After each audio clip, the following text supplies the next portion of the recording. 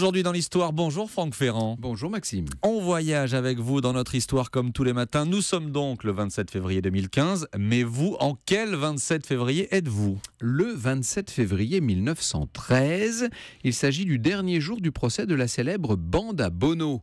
Bono d'ailleurs n'assiste pas au procès et pour cause, il est mort lors d'un échange de coups de feu avec des policiers l'année précédente. Mais alors qui juge-t-on ? Eh bien tous les survivants et certains complices du deuxième cercle, si l'on peut dire. À la barre, on compte Calmin, Dieudonné, Carouy, Victor Serge, enfin j'en passe un certain nombre. On les accuse de meurtre pour certains et pour d'autres de braquage. Et qui sont ces membres de la bande à Bono ? Eh bien, ce sont des anarchistes cambrioleurs, si j'ose dire, des adeptes de ce qu'on appelle à l'époque l'illégalisme.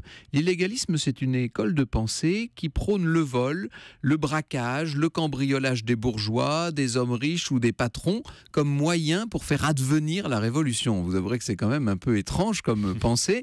C'est une forme de banditisme à caution idéologique, si l'on veut. Et leur chef, le fameux Bono, qui était-il ? Alors, lui, c'est un anarchiste, Jules Bono. Il est né dans le Doubs, au sein d'une famille modeste, et dès son adolescence, il s'est opposé frontalement à l'autorité.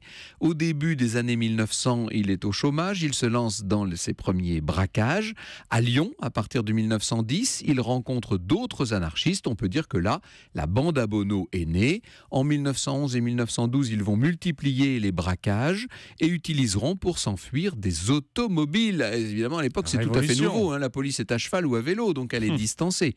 Finalement, une fois Bono tué, les différents membres seront quand même arrêtés l'un après l'autre. Le 3 février s'ouvre le procès qui s'achève donc ce 27 février 1913.